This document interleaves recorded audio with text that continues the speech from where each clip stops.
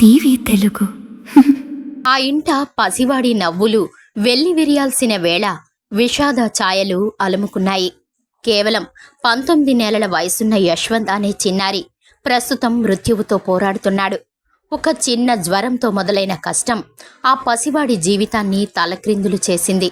వివరాల్లోకి వెళితే, సైబరాబాద్కు చెందిన యశ్వంత్కు కొద్ది రోజుల క్రితం జ్వరం రావడంతో తల్లిదండ్రులు స్థానిక ఆసుపత్రికి తీసుకువెళ్లారు. అక్కడ ఇచ్చిన సిరప్ వాడిన తగ్గకపోవడంతో ఒక పెద్ద ఆసుపత్రికి తరలించారు.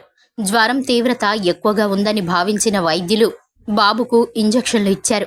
కానీ ఆ ఇంజెక్షన్ను వేసిన కొద్దిసేపటికే చిన్నారి ఎడమ చేయి, ఎడమ కాలు పడిపోయాయి. చూస్తుండగానే 2 కాళ్ళు చేతులు కూడా పనిచేయడం ఆగిపోయాయని తండ్రి కన్నీరు పెట్టుకున్నాడు. వైద్యులను సంప్రదిస్తే బ్రెయిన్లో బ్లడ్ క్లాట్ అయిందని, నీరు చేరుతోందని నిర్ధారించారు. చికిత్స అనంతరం 15 రోజులకు ఇంటికి వచ్చిన బాబు పరిస్థితి మరింత దయనీయంగా మారింది.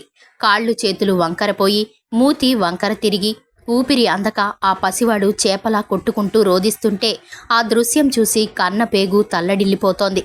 గత 3 నెలలుగా ఆసుపత్రుల చుట్టూ తిరుగుతున్నా ఫలితం కనిపించడం లేదు.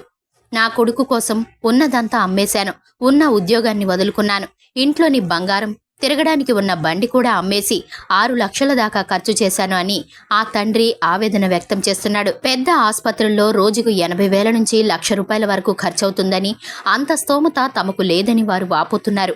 బంధువులను వేడుకున్నా ఎవరూ కనికరించలేదని, ఇప్పుడు తమ ముందున్నది కేవలం దాతల సహాయం మాత్రమేనని వారు వేడుకుంటున్నారు. తమ కళ్ల ముందే పసివాడు నరకం అనుభవిస్తుంటే ఏమీ చేయలేని స్థితిలో ఆ తల్లి రాత్రింబవళ్లు కన్నీరు మున్నీరవుతోంది.